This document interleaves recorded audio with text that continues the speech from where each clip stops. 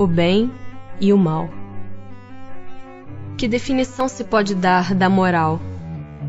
A moral é a regra de bem proceder, isto é, de distinguir o bem do mal. Funda-se na observância da lei de Deus. O homem procede bem quando tudo faz pelo bem de todos, porque então cumpre a lei de Deus. Como se pode distinguir o bem do mal? O bem é tudo o que é conforme à lei de Deus. O mal, tudo o que lhe é contrário. Assim, fazer o bem é proceder de acordo com a lei de Deus. Fazer o mal é infringi-la. Tem meios o homem de distinguir por si mesmo o que é bem do que é mal? Sim, quando crê em Deus e o quer saber. Deus lhe deu a inteligência para distinguir um do outro.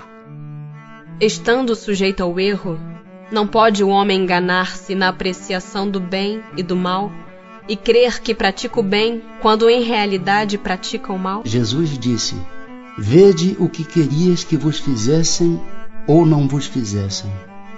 Tudo se resume nisso. Não vos enganareis. A regra do bem e do mal, que se poderia chamar de reciprocidade ou de solidariedade, é inaplicável ao proceder pessoal do homem para consigo mesmo. Achará ele, na lei natural, a regra desse proceder e um guia seguro? Quando comeis em excesso, verificais que isso vos faz mal. Pois bem, é Deus quem vos dá a medida daquilo de que necessitais. Quando excedeis dessa medida, sois punidos. Em tudo é assim. A lei natural traça para o homem o limite das suas necessidades. Se ele ultrapassa esse limite, é punido pelo sofrimento. Se atendesse sempre à voz que lhe diz, basta, evitaria a maior parte dos males, cuja culpa lança a natureza. Por que está o mal na natureza das coisas? Falo do mal moral. Não podia Deus ter criado a humanidade em melhores condições? Já te dissemos, os espíritos foram criados simples e ignorantes. Deus deixa que o homem escolha o caminho. Tanto pior para ele, se toma o caminho mau. Mais longa será a sua peregrinação. Se não existissem montanhas, não compreenderia o homem que se pode subir e descer. Se não existissem rochas, não compreenderia que há corpos duros. É preciso que o espírito ganhe experiência. É preciso, portanto, que conheça o bem e o mal. Eis porque se une ao corpo. Das diferentes posições sociais, nascem necessidades que não são idênticas para todos os homens. Não parece poder inferir-se daí que a lei natural não constitui regra uniforme? Essas diferentes posições são da natureza das coisas e conforme a lei do progresso. Isso não invalida a unidade da lei natural, que se aplica a tudo. São absolutos para todos os homens o bem e o mal? A lei de Deus é a mesma para todos. Porém, o mal depende principalmente da vontade que se tenha de o praticar. O bem é sempre o bem e o mal sempre o mal, qualquer que seja a posição do homem. Diferença só há quanto ao grau da responsabilidade. Será culpado o selvagem que, cedendo ao seu instinto, se nutre de carne humana? Eu disse que o mal depende da vontade. Pois bem, tanto mais culpado é o homem, quanto melhor sabe o que faz. Parece às vezes que o mal é uma consequência da força das coisas. Tal, por exemplo, a necessidade em que o homem se vê, em alguns casos, de destruir até mesmo o seu semelhante. Poder-se-á dizer que há então infração da lei de Deus?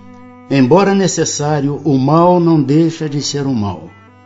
Essa necessidade desaparece, entretanto, à medida que a alma se depura, passando de uma a outra existência.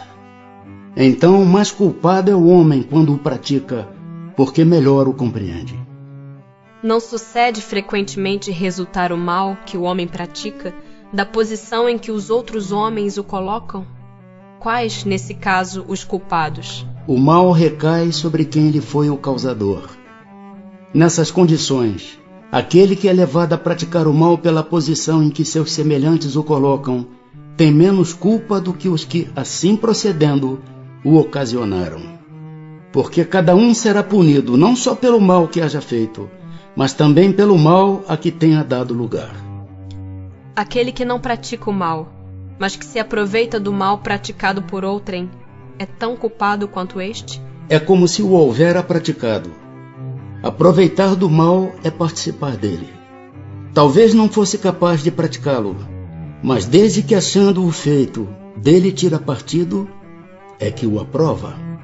É que o teria praticado se pudera ou se ousara. Será tão repreensível quanto fazer o mal, o desejá-lo? Conforme. Há virtude em resistir-se voluntariamente ao mal que se deseja praticar, sobretudo quando há possibilidade de satisfazer-se a esse desejo. Se apenas não o pratica por falta de ocasião, é culpado quem o deseja. Para agradar a Deus e assegurar a sua posição futura, bastará que o homem não pratique o mal? Não. Cumpre-lhe fazer o bem no limite de suas forças, porquanto responderá por todo o mal que haja resultado de não haver praticado o bem. Haverá quem pela sua posição não tenha possibilidade de fazer o bem? Não há quem não possa fazer o bem. Somente o egoísta nunca encontra ensejo de o praticar. Basta que se esteja em relações com outros homens para que se tenha ocasião de fazer o bem. E não há dia da existência que não ofereça a quem não se ache cego pelo egoísmo oportunidade de praticá-lo. Porque fazer o bem não consiste para o homem apenas em ser caridoso, mas em ser útil, na medida do possível, todas as vezes que o seu concurso venha a ser necessário. Para certos homens, o meio onde se acham colocados não representa a causa primária de muitos vícios e crimes? Sim, mas ainda aí há uma prova que o espírito escolheu quando em liberdade, levado pelo desejo de expor-se à tentação para ter o mérito da resistência. Quando o homem se acha, de certo modo, mergulhado na atmosfera do vício, o mal não se lhe torna um arrastamento quase irresistível? Arrastamento sim, irresistível não. Porquanto, mesmo dentro da atmosfera do vício, com grandes virtudes, às vezes deparas. São espíritos que tiveram a força de resistir e que, ao mesmo tempo, receberam a missão de exercer boa influência sobre os seus semelhantes. Estará subordinado a determinadas condições o mérito do bem que se pratique? Por outra, será de diferentes graus o mérito que resulta da prática do bem? O mérito do bem está na dificuldade em praticá-lo. Nenhum merecimento há em fazê-lo sem esforço e quando nada custe. Em melhor conta tem Deus o pobre que divide com outro o seu único pedaço de pão, do que o rico, que apenas dá do que lhe sobra, disse o Jesus a propósito do óbolo da viúva.